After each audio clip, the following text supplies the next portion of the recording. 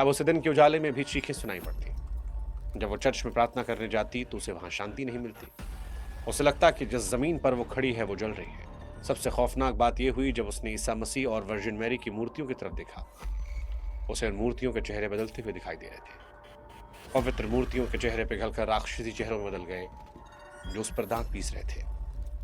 उन कानों में लगातार आवाजें आती थीं, तुम नरक में सड़ोगी, भगवान मर चुका है, तुम शापित हो चुकी हो। डॉक्टर ने कहा कि ये सिजोफ्रेनिया है, मति भ्रम। दवाइयों का डोज जो था वो डबल कर दिया गया। एनिलेस को दिन में 20-20 गोलियां खिलाई जाने लगी। लेकिन उसके दिल के अंदर जो अंधेरा था वो दवाइयां नहीं रोक पा रही थी। वो अंधेरा बाहर आने के लिए तैयार था।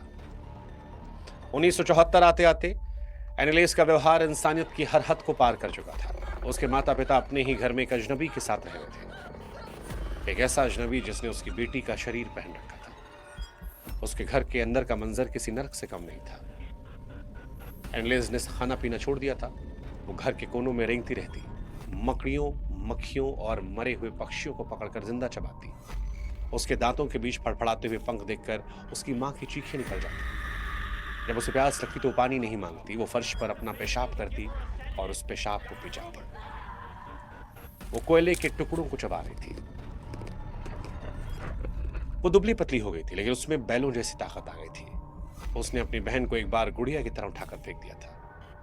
वो क्रूस और पवित्र पानी से नफरत करती थी। वो पादरियों पर थूकती थी, गालियां देती और घर की दीवारों को अपने नाखून से खरचती। वहां आने जाने वाले लोग बताते कि एनिलेस के कमरे में एक ऐसी सड़ांध आती है जैसे कोई लाश हफ्तों से पड़ी हो। ये पसीने या गंदगी की बदबू नहीं थी, ये पसीने या फिर गंदगी की बदबू नहीं थी।